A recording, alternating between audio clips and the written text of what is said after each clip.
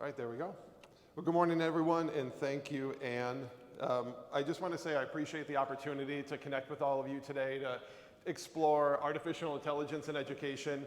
To give you a little bit of a background on kind of how I ended up here, I'm a former high school history teacher. Do we have social studies or history teacher folks in the building?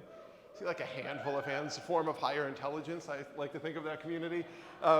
So I did that for about 10 years in Plymouth, Massachusetts at Plymouth South Vocational Technical High School. I taught freshmen for about 10 years. And then after that experience, I did educational technology consulting, lived on airplanes for about 10 years, and then the pandemic hit, like everyone, and allows you to reflect a little bit, and I decided I'd rather stay at home and put my kids to bed every night than get on planes all the time. So I do a few different things in education these days. I'm a director of technology in a district just north of Boston, Massachusetts, called the Triton Regional School District. I'm navigating the complexity of AI in my district the same way that you all are trying to understand, explore, and make sense of this like rapidly kind of changing, really kind of complex, lots of opportunity going on with this topic right now. And then I get to do experiences like this where I work with schools and districts to explore technology and kind of figure out what role it can play in our classrooms to create really powerful experiences for students. With that as the background, I was in my basement the other day. If you're a parent, actually, does that look familiar to anyone? That wonderful little device. So I was in my basement because my son needed a Cat 5 cable to connect his Xbox to the router because our Wi-Fi was like shorting out. So does everyone have one of those boxes in their basement just full of cables that you hold on to for years because you might need one at some point? So I opened the box and there was my little flip camera. I was like, oh my gosh, it was like this flashback to this amazing moment when this technology was introduced in my classroom. Who had one of these things and used them? Oh, whoa, lots of hands. So this thing was pretty powerful. It transformed my classroom in ways that I never thought could happen. So I'm dating myself a bit, and this is going back almost 13 years now. My students that year, my freshmen, were studying the French Revolution at the time. Simultaneously, parallel to our studies of the French Revolution, the Arab Spring, the revolution in Egypt was taking place. So I thought, as a responsible teacher, we have to compare these things in real time. So we were using resources from Brown's Choices program, what we were actually chatting about this morning, and my students decided that they wanted to make comparative history videos as kind of like newscasts. So we're learning about the French Revolution, we're watching the hashtag of January 25th in Twitter, we're watching live news broadcasts, and they're doing all this like deep thinking analysis, grappling with really challenging problems, comparing the French Revolution along the anatomy of a revolution, like how does it play out over time, what's going on in real time, and can our 14-year-old voices teach the world about this complex idea? And they did. Now, this is not something we planned to do. They were interviewed by WBUR. Does anyone listen to NPR? It's okay, we're in a safe space. You can say, yes, I listen to NPR. So I listen to it, right? 14-year-olds do not listen to NPR. So I get a call after these videos get put on our YouTube channel and they made these amazing comparative history projects. WBUR hears about it. They go, hey, we want to interview your students. This revolution is happening in real time and you're teaching the world about it from the 14-year-old perspective. So they got interviewed by WBUR. One of my students, Anthony, went home and his dad emailed me the next day and was like, hey, I was driving home from work and I heard my son on the radio. Anthony didn't even talk about it when he went home to dinner. It was kind of like no big deal to him. Then we get an email from a professor at Brown, and I teach in Plymouth, Massachusetts. I get an email from a professor at Brown. He goes, hey, Greg, I want you to bring your students up to Brown, visit this Ivy League campus in Providence. I want you to sit in on our comparative history class, and I want your students to teach my students. So I taught at a vocational technical high school. This was not kind of common practice to happen.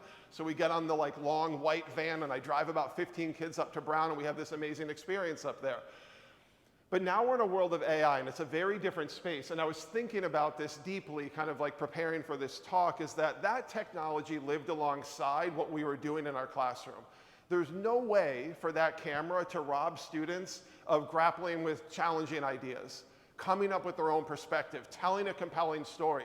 That device is going to amplify it. That device might give a student who's a little reluctant to share it with a written word. Like maybe I make the arbitrary choice to say, hey, you're going to write a 5-paragraph essay comparing France and Egypt. That could be a choice I make. That device provides a new path, a new opportunity for a learner to go, I can tell my story in a different way. I can share my voice. I can teach the world about my idea. But things are very different now. So we think about this technology, it doesn't live alongside the thinking, it kind of lives inside of the thinking. How many of you have experimented with ChatGPT, Bard, Claude, whatever it is, right? So we're kind of like adopting this tool, tinkering with it, trying to figure out what's going on. I view it, I'm really optimistic about the opportunity of what role AI could play in education, but I'm also keenly aware of like the risks and the challenges and what might go terribly wrong if this isn't thought about the right way.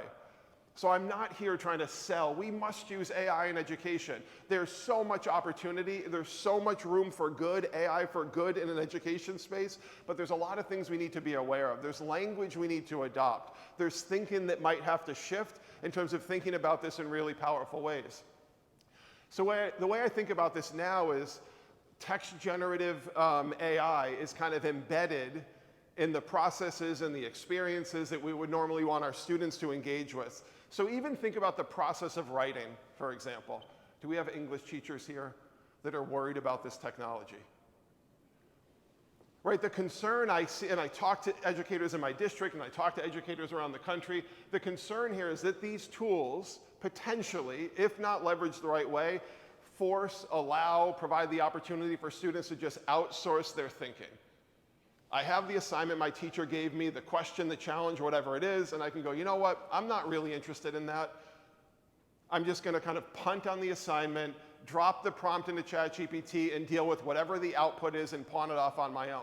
But now let's be brutally honest with ourselves. Flashback to you being 16 or 17 years old. And ChatGPT exists, and you get an assignment from your teacher. How many of you, let's be really honest, how many of you are gonna punt on an assignment in high school and have AI do it for you? Like if I was 16 right now, I'm going right to ChatGPT and dropping in the task and going, give me anything, because I want to do other things with my time right now. So the concern is, it's not going anywhere. It's not going to disappear. Sure, there could be some sort of regulation that emerges. There's going to be AI-specific tools built for schools. They're already emerging. School AI is emerging that allows educators to build AI spaces with really high guardrails. I saw a video the other day of kindergartners going into these AI spaces built by educators to explore sight words and understand how they drop into sentences effectively. So it's not going anywhere. School-specific platforms will emerge. Students will be engaging with these platforms, but the concern is if it's embedded in processes that we value, then maybe it's taking away the opportunity for the student to like engage in really meaningful, challenging work. And we have to figure out how to come up with language of how we're going to adopt that, shift our thinking to recognize it's not valuable in every instance. It's exceptionally valuable when leveraged the right way. The goal, the purpose of this talk this morning is to maybe give you a different way to think about what role this could have in your classroom, in your professional work, and the experience of your students.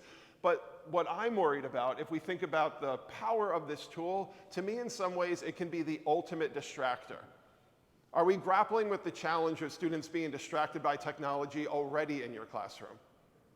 Right? It's like it's a persistent challenge of distraction with that screen. And now we're presenting a platform to them, a tool to them, or they have access to it, where it almost magnifies or intensifies the ability to be completely distracted. I have a task that previously might take me 1, 2, 3 hours to engage with, and now I can complete that task in 30 seconds, a minute, maybe 5 minutes, and if I'm going to write an exceptionally thoughtful and thorough prompt, and now I can be completely distracted on something else. See, the ability to persist with challenging problems, the ability to struggle with problems that you don't know how to solve, I'm worried that this is going to take that experience away from students. But there's also a lot of opportunity here. Now, before we kind of continue, can you do this at your table? Can you try to figure out where your table is landing or where the folks that you're sitting with are landing around the kind of culture of how you think about AI in your school, in your district, in your classroom?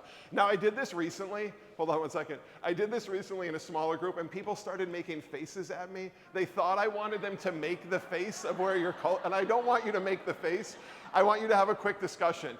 So where do you land? Is your school, is your classroom, is your own thinking on the side of fear and concern, or are you on the side of optimism, opportunity, and like, oh my gosh, this is the most powerful thing I've ever seen? So take a few minutes, figure out where you land. It doesn't have to be a number. It doesn't have to land anywhere in particular. And then I'd love to hear what a few folks are thinking. We have microphones, so I'm really, really hoping we have a few brave people who'll be able to step up to a microphone and share where they are. 30 seconds, 45 seconds, begin, and we will regroup in about a minute.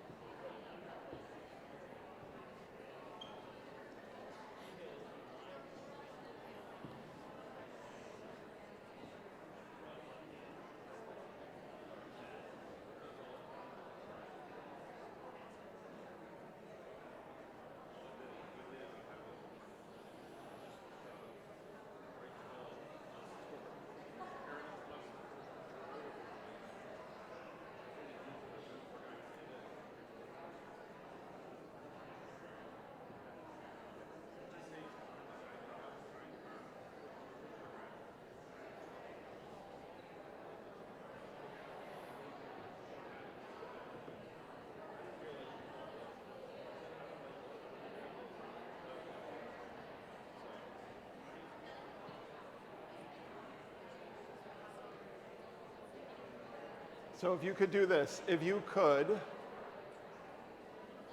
maybe finish up that last idea, finish up that last conversation, and then see if we can possibly have someone join us at one of our lovely microphones in the front of the room to share what your table is landing at in terms of this spectrum.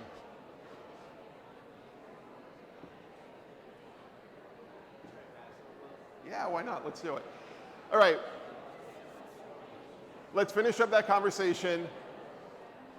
We have 2 mics at the front of the room. This is audience participation time. If you had a rich conversation, if you're feeling exceptionally brave and confident right now, if you have an idea that you feel like you must share with the room, there are microphones available at the front of the room, and we actually have one making its way around the room as well. All right, we have participant number 1, our fearless leader. Where are you landing right now? Let's get our attention up here. Where are you landing right now in the district? Well, I think I'm kind of in the middle. And the reason why I think I'm in the middle, as an adult, as someone thinking through this, there's a lot of questions and concerns. So I can lean that way. I know educators too, we have lots of fears about what kids are doing with this, but our students are on the far right side, where they're using it all the time. And so figuring out how to best get kids using it or not using it the right way. Can I keep you there for a minute? Yes. What are some of the specific concerns that you're hearing educators talk about that you're thinking about? I think things I've heard is this tool is generating their papers for them. This tool is creating their assignments. Are the students really doing that work? Is anyone worried about the same sort of thing? Like just outsourcing thinking. I came up with a prompt that is, or a question or a challenge, thank you, or a task that's been so valuable, and now I'm worried that the students are just going to have that thing generate something that looks like a reasonable response. It's crafted like a reasonable response, but there's no intention, there's no passion, there's no thought embedded in that outcome. I'm worried about student data privacy. I'm worried about student using tools that technically they shouldn't be using according to the terms of service.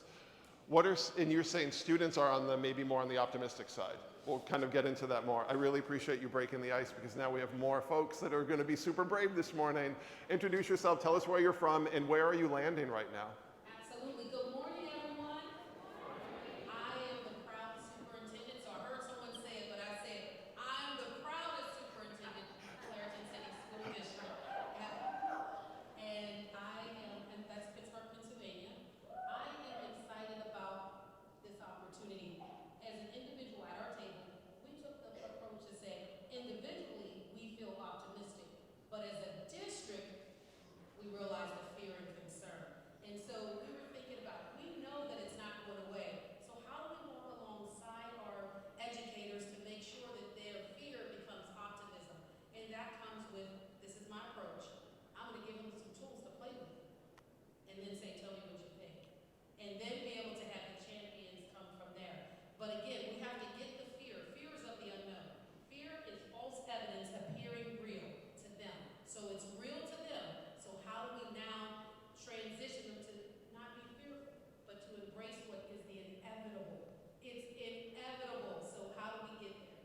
you want to join me on the road and we can like do a keynote talk? Thank you so much. That was fantastic.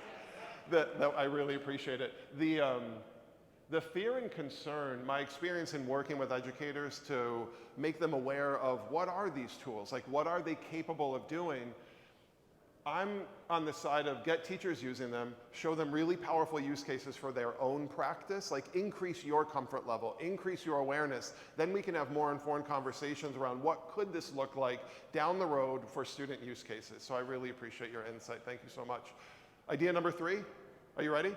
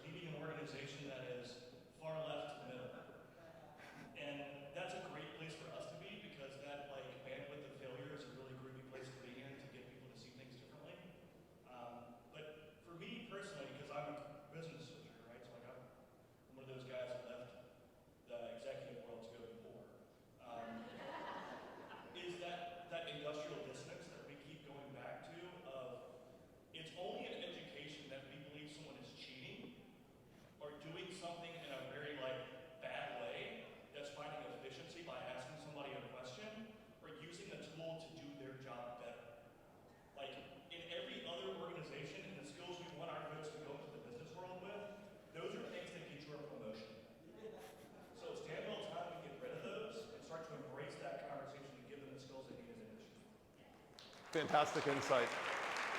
The thing I struggle with this idea as well, do we have another idea? One more idea, let's do it. Yeah, my name is Greg Wyman, superintendent at the jail homes. The only thing I'd ask everybody is, anybody in here ask Siri or Alexa any question? Alexa, any question? Anybody use Google Maps to figure out how to get to Hershey, Pennsylvania? I'm like, we're all using AI right now. So why are we nervous and scared about AI when we're using AI?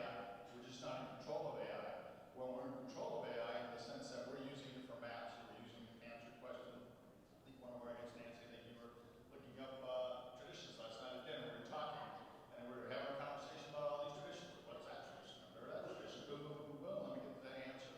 So we're using AI all the time. It's our job now to make sure that we help our kids understand how to use it, and we help our teachers understand how to use it and how to benefit from it. But we're already using it, so why aren't we nervous about something that we already know is benefiting us personally? We just have to figure out how to make it better for everybody else. I appreciate the insight. All these ideas were so helpful. I'm sure what was shared at these microphones is resonating with you. You may have had similar conversations at your table. The challenge that I keep coming back to is, like all of us, we went through school. We had to learn how to solve problems, merge our ideas together, come to coherent thought, defend an argument. We did it without these tools. And like, what might the drawback be if we allow our students to jump right into the tool when they haven't flexed that muscle yet to do that kind of work? With that, I want to tell you a story about this piece of art. Can anyone tell what's going on up here at all with this piece of art? Have any idea what's going on up here? It's definitely a pair of sneakers. There's something in particular going on with the sneaker on the right that you might not have noticed. The sneaker on the right is South America. It's just turned sideways.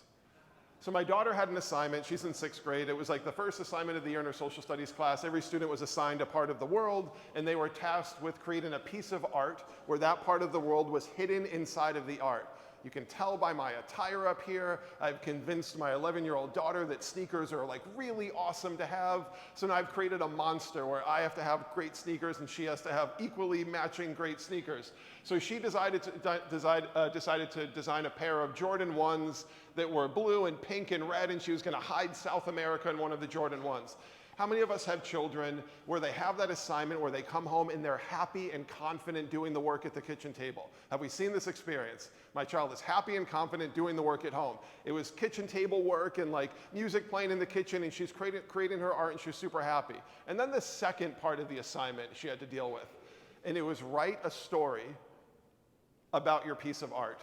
Have we had a similar experience of having our own children at home when anxiety and tears start emerging and there's stress involved in the task, and now everyone in the house is stressed and we just want our child to like be happy and confident again? And I told my daughter, I said, Harper, don't worry, we're going to use AI to help us do that. And then I think there was more tears. I think her perception was I was going to have it write the story for us, but that's not at all what we wanted to do. This is what we did instead. In a moment, I'm going to ask for, and there's typos in here because this was the prompt we were writing together. In a moment, I'm going to ask for a bit of help with writing a short story. I need to write a short story that is based on a piece of art that I just created. My art is about a sneaker that is shaped like South America. The sneaker is a Jordan 1, and the colors are light pink, navy blue, light blue, and red. This is the important part. I don't want you to write the story for me. Instead, I just want a bit of help and inspiration. To help me write the story, ask me 10 questions that my story could possibly be about. Have you thought of writing a prompt like that? Don't do the work, ask me questions. Who's done something like this? Don't give me the output, ask me questions to unlock my own thinking. This was the prompt we wrote. She got an output of 10 questions based on her piece of art that she cued ChatGPT to understand what she was doing, why she was doing it, what it looked like. This was the result she got back, the one that resonated with her. Does the sneaker have a history or origin story? My daughter turned to me and was like, hey, Dad, I like that question. What is an origin story? So I had to explain to her what that meant, and then she shut the computer and sat back down at the kitchen table and proceeded to write a 2-page story about her piece of art. How do we feel about that use of AI with an 11-year-old? Was AI doing... I wasn't expecting applause. I'm going to share this video with my daughter, and I'm going to tell the applause were for her, not for me. What do we think about this use case, though? Have you considered this? Is this helping students? Is this robbing my daughter or a student of any critical thinking? Because I've shared this story. I think this is a powerful use case, and I've shared this story with educators, and I had to teach her reasonable, right, healthy skepticism. To me, the healthy skepticism means you really value what happens in your classroom. You care about your students. It was like, well, we don't want AI doing that. The student should be coming up with those questions. Or at least the teacher should be engaging with the student to have a discussion to come up with those questions. I taught in a 9th grade classroom one year with 35 students in it. I cannot have 35 discussions to deal with each student's piece of art. It's not going to happen. So I want you to keep this particular idea in mind. Don't do the work for me, ask me questions, and consider that how that could drastically shift the experience. This is the language I like to use around helping teachers, schools, districts navigate how are we going to talk about AI, and it's AI as a thought partner. I would say over 50% of the time when I use ChatGPT, I'm not asking it to output anything for me.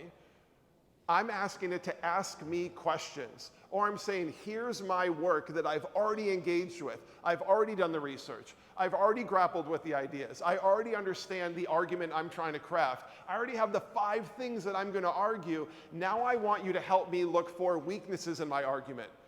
Look for counterpoints that I haven't considered. Look for ways that I can make my argument more compelling, more accessible, whatever it might be. But this is the thought partner language that I really want you to contemplate and consider when we leave here this morning, is how can we leverage AI as a thought partner, not a work doer? We don't want students being robbed of meaningful experiences. Because we have AI, should students stop writing in classrooms? Absolutely not. But can they write parallel to AI?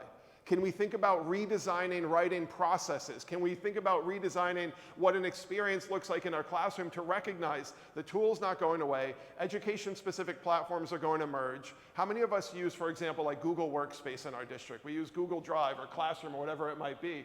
I mean, it's pretty certain that AI is just going to slowly creep into Google Classroom and Google Drive. It's already emerging in Google Docs in a consumer environment. It's not in the education space yet.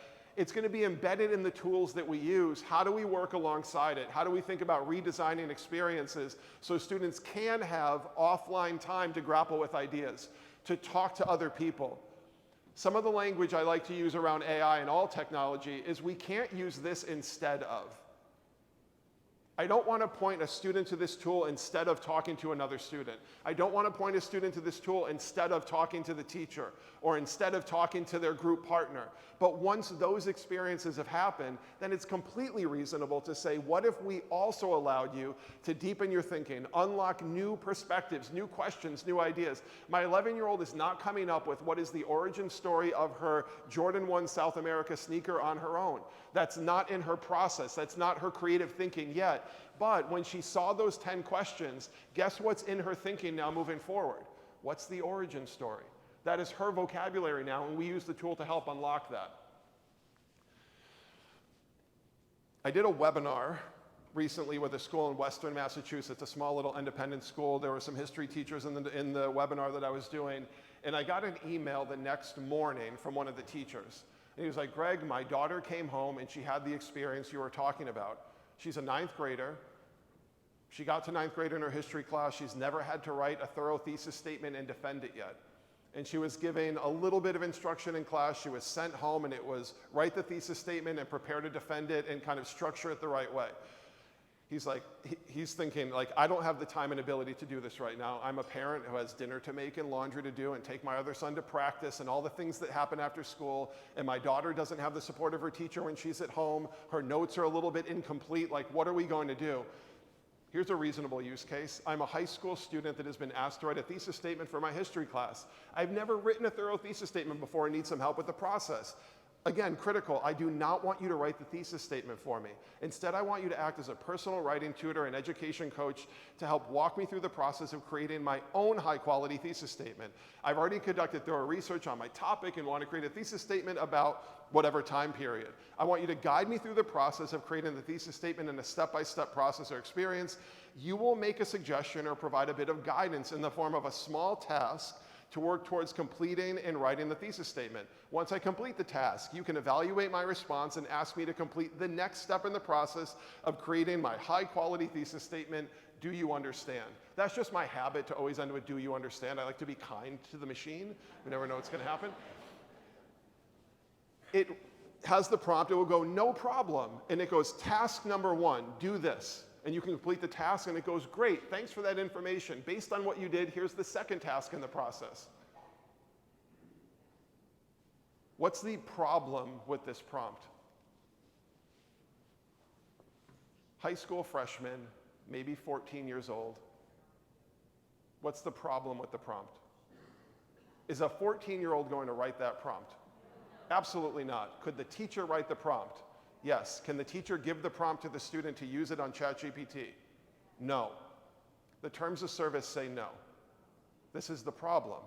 This is where we are right now. It's a really challenging time to be a teacher with AI emerging.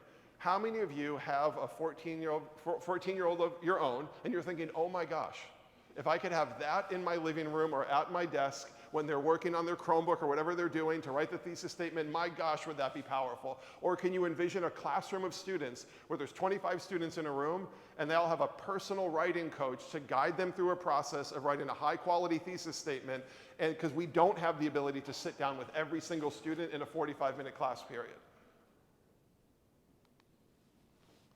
But like I said, this is a really challenging time. We're in a time of the AI. I was starting with the AI dilemma. I've expanded it to the AI dilemmas.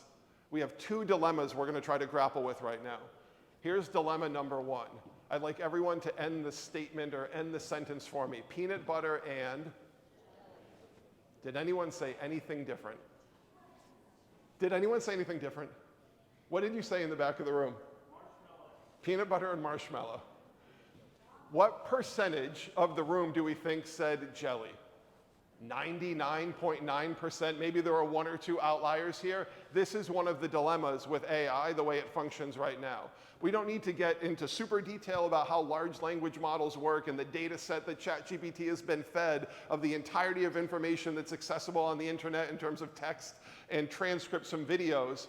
If you're presented with that statement, most people, because of our understanding and the culture and the language that we've heard, answer with that. Are there alternatives to that? Yes, they're rare, but here, we're trying to illustrate the point of what's happening. What are large language models? What is ChatGPT actually doing? It doesn't understand anything. It has no intention in terms of getting to an endpoint and proving anything. All it does is link one word after another. So if we feed the statement peanut butter and to ChatGPT or Bard or Claude or whatever tool we decide to use, it's seeing the sequence of words in that sentence, scanning its data set of information, looking for similar patterns and going, here's the next word that should drop in. Have you ever played the game on your phone of writing a text and just using predictive text to write the sentence? It's essentially the similar experience is happening. The predictive text doesn't have any idea what your intention is. It's going, when I see that word, here's the most likely next word to appear. That's all ChatGPT is doing. What's the problem here, though? What's the problem with that sentence always ending in jelly? Is it a problem that that sentence always ends in jelly? Yeah, we're outsourcing our thinking. Maybe it's robbing us of creativity. Maybe it's robbing us of our unique culture, our experience, our background, where I despise jelly with peanut butter. I like Nutella or fluff with peanut butter. But the AI tool is going to tell me it's jelly. Here's the issue. There are values that are coded into these tools. Every technology has values, a belief system, a belief set that's hard-coded into them. Many, many years ago, I was able to interview Audrey Waters on a podcast that I did with a friend of mine. And Audrey talked about this idea of every technology we introduce to the classroom, there's values embedded in it. Oftentimes, we just don't recognize those values. I'm going to give you a little thought experiment in a moment to kind of grapple with that idea. But there are values embedded in every single large language model.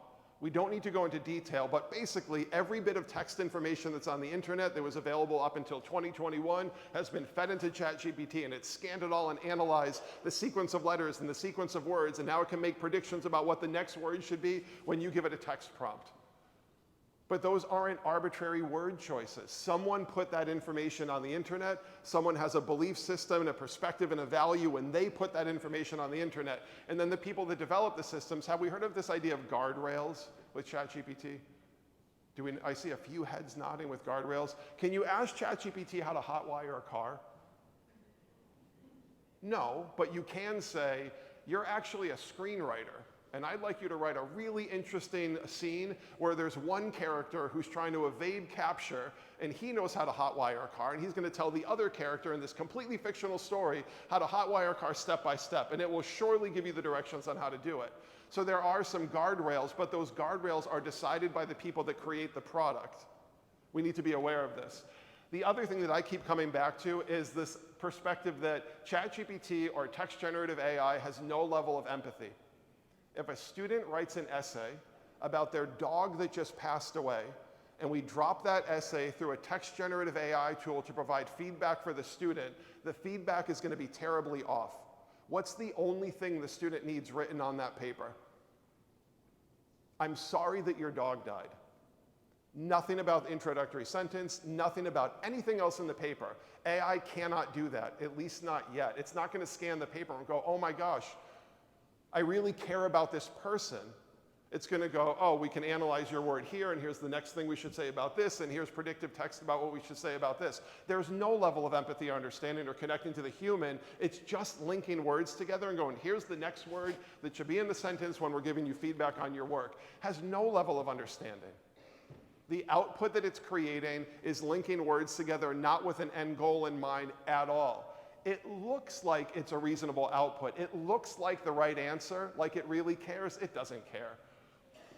I think this quote really explains it. What the large language models are good at is saying what an answer should sound like, which is very different from what an answer should be. It's almost a little bit misleading. Does anyone remember the first time when they looked at a text output from a text generative AI tool and they were like, oh my gosh, I can't believe this machine just did this. It looks like a human wrote it.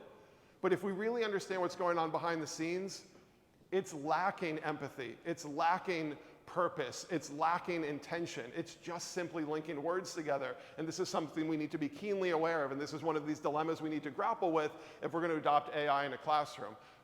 Thought experiment time. Everyone ready for this thought experiment? What percentage of all human knowledge is online or on the internet?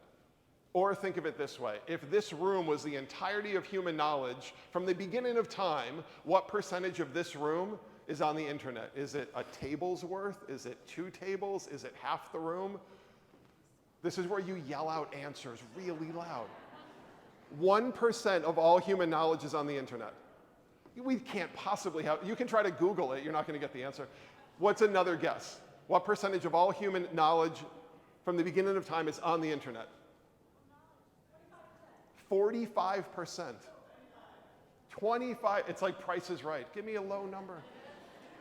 But the challenge here, if we think about what's going on, how are large language models built? Information that's readily available on the internet. Wikipedia pages, books on Project Gutenberg, transcripts from YouTube videos. That's the information that it was fed on. Does everyone have equal access to put their ideas, their thinking, their culture, their background, their belief set on the internet? I see a head shaking vigorously, like absolutely not. So think about what we're going to do here. And this is one of these dilemmas. We're going to take all of human information, and we have access to lots of it. We're going to boil it down to the information that's available on the internet. We're going to feed that into a large language model and cut the legs off at 2021 and not give it any modern understanding. ChatGPT is not connected to the internet. It's online. It's not connected to the internet. And then we're going to go, let's use that as the tool to broaden our understanding, to answer questions for us. Like when you think about it that way, it sounds terribly foolish to rely on these things at all. But at the same time, it's 2024. Does anyone pay for ChatGPT 4? Give it the $20 a month. Like it's wildly powerful compared to the free version. So it's 2024. We have access to paid tools that are wildly powerful. They create high quality output, but I think we need to be honest that that high quality output has values that are baked and encoded right into it. And we have to know that this is happening. Dilemma number 2, and it was brought up earlier, are students using text generative AI? Are students using ChatGPT? Are students using Bard? Does anyone have WhatsApp or Instagram? Personally, have you seen Meta has their AI embedded right into those tools? You can chat with an AI bot in WhatsApp. You can chat with Meta's AI tool directly in Instagram. It will generate pictures for you and text output. Students have access to these tools, but if you read the terms of service of these platforms, students should not be using them. So this is this really tricky dilemma. That model earlier of help me write a thesis statement, how many of you would be on board with a high school student using the help me write a thesis statement prompt? How many of you would be reasonably comfortable with that idea, right? But we can't have them do it. They're using it without direction. They're using it without understanding. They're using it without knowledge of how to write a really high quality prompt. And at the same time, our hands are tied because we can't tell them to use it.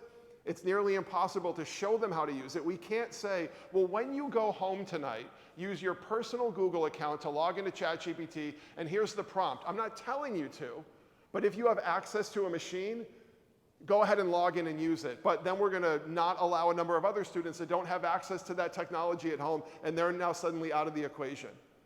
So we're in this really tricky spot, this AI dilemma in education right now of tools that are not built for education, tools that are consumer tools that students technically shouldn't even have access to and shouldn't even be using. But I feel like it's also our obligation to teach them how to use it effectively. Did anyone see one of my prompts so far, whether it's the don't do the work for me, give me 10 questions that can help me think inspirationally about my artwork, or the thesis statement prompt that you thought, geez, I've never written a prompt that long before?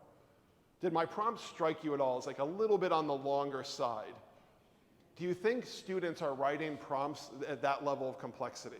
No, absolutely not. It's typing in the question, give me the 5-paragraph response, or here's the question, can you please answer it for me? There may not even be a please in there. It would be, here's the question, just answer it for me. So I feel like we're in this really tricky spot, and I've seen educators try to deal with this of going, well, what if I modeled high quality use in my classroom? What if I used prompts live in my classroom? What if we did a collective thesis statement writing process together and I showed them how to use the tool, but I can't really tell you how to go home and use this really powerful tool?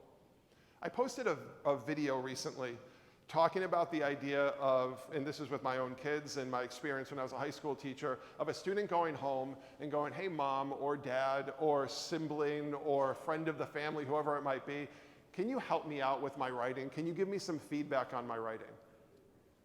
And in some instances, there's households where mom and dad are right there, no problem. Give me your essay, I'm gonna read through it, I'll give you some suggestions. That wasn't my experience as a learner growing up. I did my work, it went back to the teacher, parents had no interaction with that work at all, it was a really independent experience. Now as a parent, I see the value in knowing what's going on, helping my daughter navigate writing her essay that she's never had to write before, and I can help her and give her feedback and guidance along the way. There are students that go home that don't have that environment, don't have that support. What would happen if we sent a student home, we said, hey, you've done the heavy lifting, you've written the essay, you've explored the idea deeply, and when you're home, if you need more help, ChatGPT can give you feedback on your work, you can run your work against the rubric before you ever turn it into me. If you haven't explored his work yet, I highly encourage you to look into it and follow Ethan Mollick on whatever social media channel that you like. Ethan Mollick is sharing this like really insightful, valuable stuff about AI in a higher education space. I remember watching a podcast with Adam Grant and Ethan Mollick, and Mollick made the suggestion and he presented the idea, and it's in higher ed, so it's a little bit different than K-12, that poor writing is no longer allowed in my classroom. Everyone can be an exceptional writer because everyone has a personal writing coach that can help them review their work before they ever turn it into me. So what do you think? I want you to deal with this question at your table for a few minutes. Are you on board with the idea of everyone being an exceptional writer?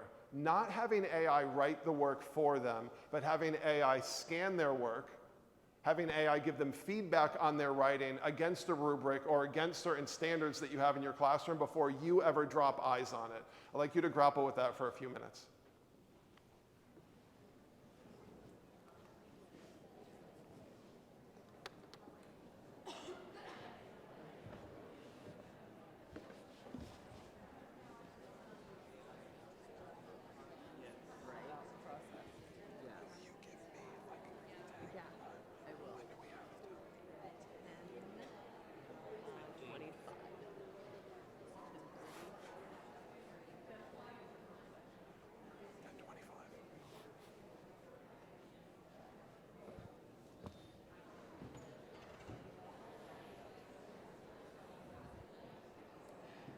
If you're having your discussion at your table as well, here's a model of a prompt that you might consider to do this very work.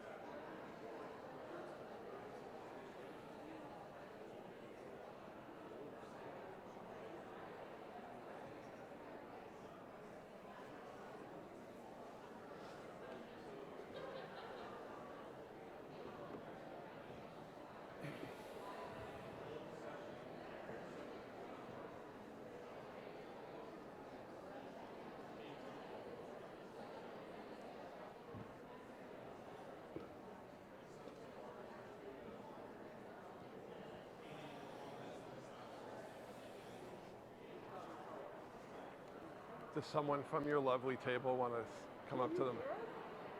No, you're just talking a lot. No, it's good.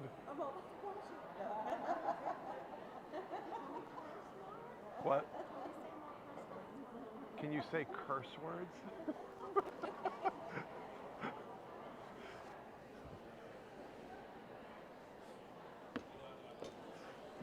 All right, let's regroup for a minute. Take a look up at this prompt while you're kind of finishing up that discussion.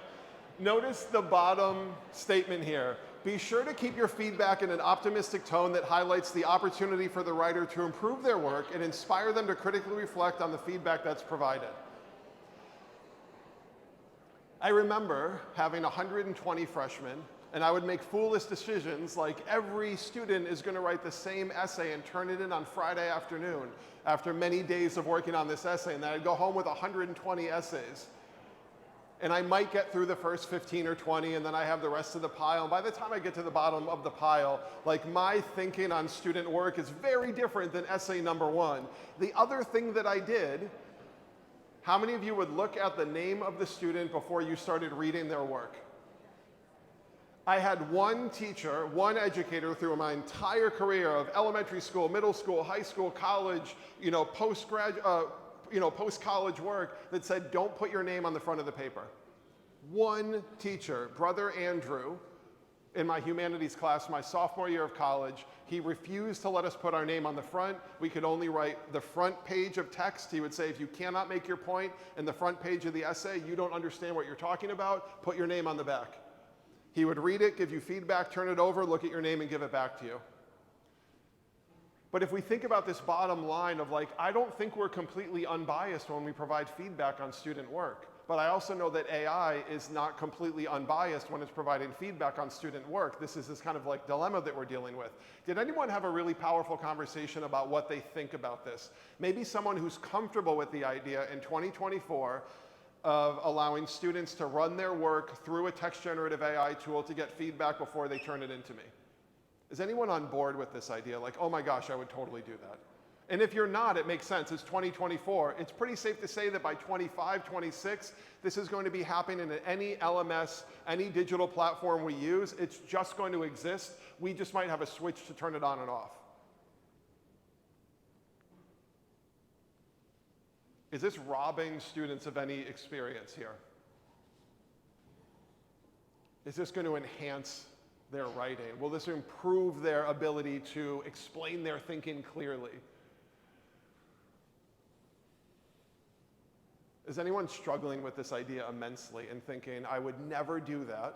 AI doesn't understand my classroom, it doesn't understand my students, it doesn't understand my learners, and it cannot connect with my students at all. Or are we open to it? The silence means, Greg, advance to the next slide. This idea is not resonating with the room. Do we have brave microphone folks, maybe from the table to my left that I already talked to and said, would you ever share an idea that you were thinking about? You don't have to, it's okay. We'll come back to this idea, no worries, let's push forward. I want to tell a story. I was at Mercersburg Academy last May. Mercersburg Academy is this fantastic environment in Pennsylvania, this amazing school, and I was teaching a 2-week-long class to high school students. This was last May about how to leverage AI. They came into the class basically being told that if you use AI, you're cheating. That was the kind of perspective. But this was really early on. If you use it, you're cheating. So we explored AI from every possible angle, and I had them engage in this process. Every student in the class, they got in groups or pairs, 2 or 3, whatever they wanted to do, and they picked a topic that they were passionate about and a topic they were interested in. We closed the Chromebook, flipped the iPad, and they had notepads and sticky notes and index cards, and they brainstormed and wrote down everything they knew and understood about that topic. Then they were able to go online and do more research about that topic and strengthen their perspective, find new ideas they hadn't considered. Then they went to ChatGPT, and we wrote a prompt, and they were going to engage in a debate around their topic with an expert who had the opposite perspective, but the expert was ChatGPT. We had to be really careful with our prompt. They would write their first side of the argument, and ChatGPT came back with like 8 paragraphs just crushing their perspective. So we had to rewrite it and go, hey, when we give you one idea, you're only allowed to respond with 4 sentences, and then you must stop, and you cannot say anything further. We will tell you when it's time to engage back and forth. Then we went to a tool called 11 Labs. They took all of the text output from ChatGPT, they dropped it into 11 Labs, and it converts text to voice that you can download as an MP3 file. They then, using whatever tool they wanted, their phone, GarageBand, Soundtrap, Audacity, whatever they wanted, they recorded all of their perspective. So here's our side of the argument for idea number 1. Here's what ChatGPT said that we've now converted into audio. Then they went to GarageBand, picked their platform, whatever they like, and they mixed it all down and they created a podcast episode where they were debating an expert around the topic of their choice, but the expert was ChatGPT, and we converted that text to audio. That third image right there, back then it was called Music LM, now it's called Music Effects. If you haven't used it before, it's Google's platform to go text to music. You write a text prompt, it creates 30 seconds of music for you based on your text prompt. It will even take the variables in your prompt. If you say, I need a guitar riff, you can drop that down. It will say saxophone, violin, trumpet. If you say, I need an 808 drum, 808 will be a drop down, and you can pick any other type of drum that you want. If you say, I want upbeat music, upbeat becomes a variable. You can say, I want it mellow, I want it relaxed, I want it inspiring.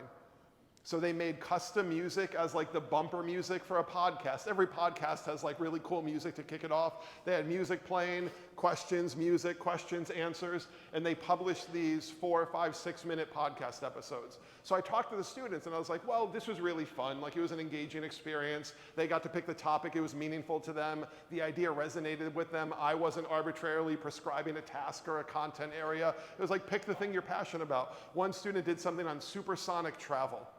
Like his passion, his interest. I said, how well do you understand the idea? So this is what they said. We had to write about it and talk to our partner offline, write all these ideas down. Then we had to research it. There's pass number 2. Then we had to write it down in ChatGPT. There's pass number 3. Then we had to see what ChatGPT said about it. Then we had to record our voice saying those same arguments all over again. Then we had to listen to what ChatGPT has to say by converting that from text to audio. Then we had to mix it and edit it and then play the final episode back in class so we could all talk about it. 8 instances of interacting with those ideas. So every topic they picked, they felt like they really understood it in like true depth because of the way that they were able to engage with it. Did you come into the talk this morning thinking we can totally have students make podcast episodes with AI? Has anyone done something like this before? What's the dilemma here? What should I have not done last May with high school students? Had them log into ChatGPT. They were seniors, so it was okay. If you're 18 plus, you can use it. But we were kind of like trying to take risks, figure out what was possible. But even if we kind of dial this back a little bit, if we think about a 504 or an IEP, directions must be read aloud to a student. Have we read that accommodation in an IEP or a 504 plan? Directions must be read aloud. You can now take text directions that you have, drop them into tools like 11 Labs. It will convert it to an MP3 file. You can download it and drop that into an LMS, put it into a Google Doc, add it to Google Slides, put it anywhere you want. The student can click and hear the directions read aloud to them. Is anyone frantically going to 11 Labs right now? So this was the prompt we used, and you can see on the bottom there, it says, your replies will be limited to a maximum of 4 sentences as to not crush our ideas with your first overpowering response to our perspective on the topic. I will give you these slides as well, and we'll make sure these slides get out to everyone so you can like click through and have all these things. If you're taking pictures, I appreciate it as well. Ultimately, this is the way I think about AI. There's tremendous opportunity here, and there is significant risk to introducing these tools.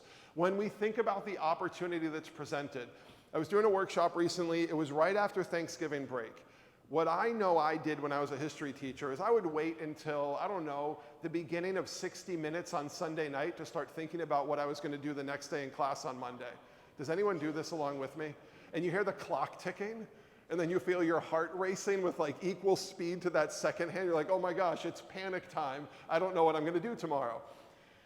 So the teacher came in on the Monday after Thanksgiving break. We were doing this workshop on helping educators explore AI, and I put a prompt up on the screen that we were going to work with, and here's the prompt. In a moment, I'm going to ask you to create an in-class small group activity for my high school history class of 9th graders. You're an expert educator and historian. In this small group activity, students will be broken into 4 groups. The purpose of the group activity is to help students understand, analyze, and deeply engage with the emergence of communism, Marxism, and its connection to the Russian Revolution. You will create a packet of information for each of the small groups, and within each packet, you will create 4 unique perspectives on the topic that explore the topic in depth with historical accuracy, precision, and thorough detail. Within each small group packet, the unique perspective assigned to that group will be presented by a historically accurate persona, and each persona will have a relevant and historically accurate to the time period background, belief set, and origin story that connects to the perspective they are sharing. Each persona will also have a 3-paragraph monologue that they will share with their group. Their monologue should include specific ideas, vocab, references that connect to the works of Karl Marx, the Manifesto. Along with each perspective, create 3 discussion questions for each group that help the students explore, understand, and critique the perspective they are assigned. It's critical that the output you generate for each group is historically accurate. Do you understand? The prompt is a bit much. The output is amazing. If I were to do that, so do we all understand what the output is? Group number 1, here's your packet. Group number 2, so every group gets a packet. There is a name of a character. The character has a 3-paragraph monologue explaining their backstory, what they think about Marxism and communism and the connection to the Russian Revolution. And then it's like, hey, when you're done understanding me as a historically accurate character from this time period, here's 3 things I want you to think about. Do you want to see this play out live? Yeah?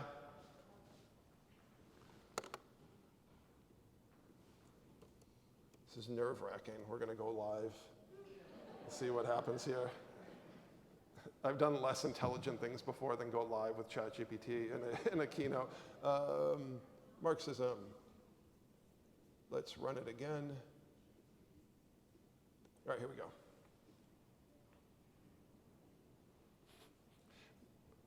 Not a brilliant. Oh, there we go. It's popping up. Let me just refresh. We'll get into it again. Regenerate. We'll let it do its thing right now. It's going to generate 4 unique characters. Let's see, character number 1 is the proletariat worker, a little bit of a background. There's the monologue. Let's keep going. Persona number 2 is the bourgeoisie industrialist. This is my favorite unit to teach, by the way, the Russian Revolution. We would like stop everything and learn about this for like 2 months in my class because it wasn't standardized test. We have the intellectual revolutionary and the conservative aristocrat. How long would it take me to make that on Sunday night when I'm, what's that?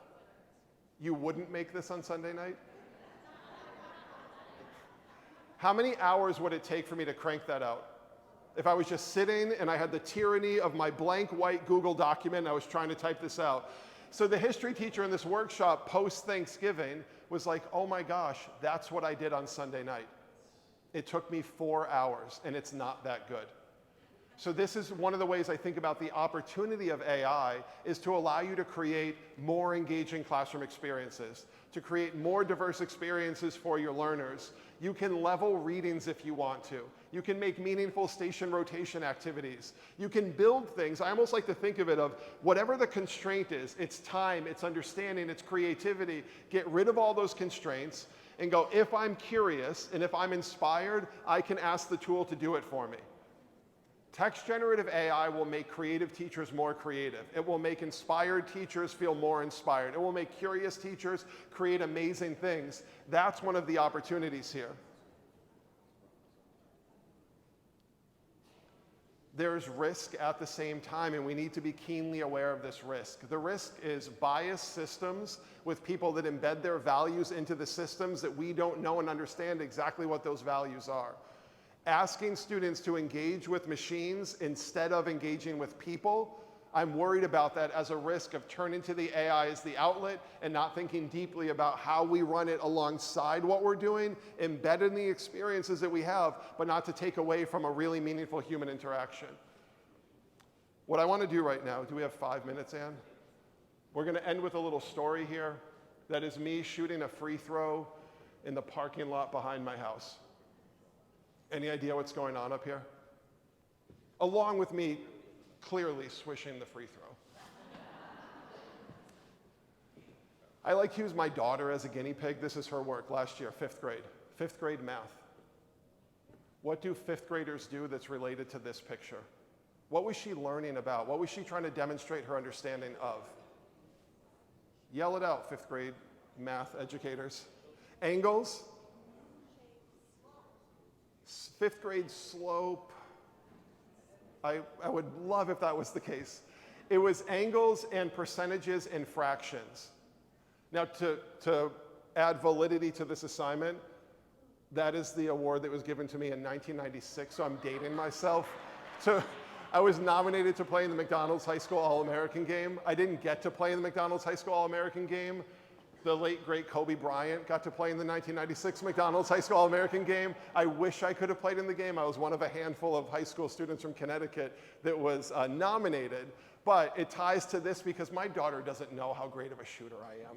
Like, and I threw off her data drastically. She's like, Dad, I want you to stand at the free throw line. And what her assignment was that she designed was what's the best angle of entry to yield the highest percentage of made shots from the free throw line. So she made a foolish decision, like, I'm gonna predict that a 90-degree angle of entry is the best shooting angle. No one shoots at a 90-degree angle of entry. I was like, okay, Harper, we'll deal with it. So she has me at the free throw line, 20 shots at 40 degrees, 20 shots at 45 degrees, 20 shots at 50 degrees, and I'm crushing. I'm like 17 for 20, 18 for 20, 16 for 20. So I'm throwing off her data, but she was able to make these images. How long do you think it took her to make that image, and do you have any idea how to do that? How long would it take a fifth grader to make that image? Well over 2 hours. I mean, there's tools to do it. We did it all kind of hands-on. She shot video. She had the video on the iPad. It was slow motion. So you got a screenshot at multiple points, layered. You're like, yes, I've done this. We layered the screenshots in Google Slides. I taught her how to crop out just the ball from each screenshot, and then she added the dots, and we dropped the protractor on there, and she did that for each angle of entry. 2 hours, 1 hour, a half hour, 15 minutes. Why did she persist and work on that one image for 2 hours? Why bother? She got to design the project. It was, this is what we learned about in math. I want you to create something that demonstrates your understanding and bring these ideas of angles and fractions. She had her clipboard. She was keeping her stats, 14 for 20, 15 for 20, 19 for 20, figuring out the percentages based on her predictions and her analysis. And she persisted with this really challenging work. I love to think about the dilemma, the challenge, the opportunity, the risk with AI with this quote. So Dave Quinn is a friend of mine. He used to be the tech director in Mendon, Upton, which is in Massachusetts, and now he's down on the Cape in Sandwich, Mass. And I was going back and forth with Dave about this idea of like, how are we gonna handle AI in education? What language can we use to talk about AI in education? And he replied with this just like really insightful perspective. From an EDU standpoint, I keep coming back to Elliot Washer's critical question to learners. Is this your work or is this school work? The threat of AI in EDU seems more significant to the latter, less so than the former. And that's how I think about that work. My daughter got to design it. She persisted with it. She was engaged in the entire process. She's not going to punt that assignment to AI. It's her work. It's not school work. She got to design it and own it and really take charge of it. Can you think of work you did in high school that was school work that you would have happily outsourced to AI? Can you think of work or projects or things you did in elementary school, middle school, or high school that was passionately your work? You would never think about outsourcing it to AI, but you would surely benefit from using AI alongside you to help unlock thinking or think about things in different ways. AI is a thought partner, schoolwork versus your work. I want you to really kind of like think about these things as we work through the day today. Here's what I want you to walk away with. If you can come up with a question that you have based on this talk, this is not a time in 2024 around AI and EDU to come up with answers. This is a time for questions. It's not a time to write policy. The policy is going to be outdated in 6 months. It's time to have guidelines, adopt language, and ask meaningful questions. What conversation do you want to have when we leave here this morning? What idea has shifted your thinking that is different than when you walked in the room at 8 o'clock this morning? Here's my question. What problem are we trying to solve with AI? Not use it because it's there. Is there a problem that exists in our school, in my classroom, that my students are grappling with that AI is going to solve? Questions, conversations, and ideas. I want you to think about that as we move forward today. Thank you very much. I appreciate your time. I appreciate your participation. I hope the ideas resonated with you. Like Ann said, we wanted to go from like big, global, overwhelming ideas to what can this look like in a really practical sense in 2024 in my classroom, in my practice as an educator. Thank you. I hope you have a wonderful day. I'm going to plug my sessions as well, Ann. We're going to battle in session 2 and 3. Thank you, everyone. Have a wonderful day.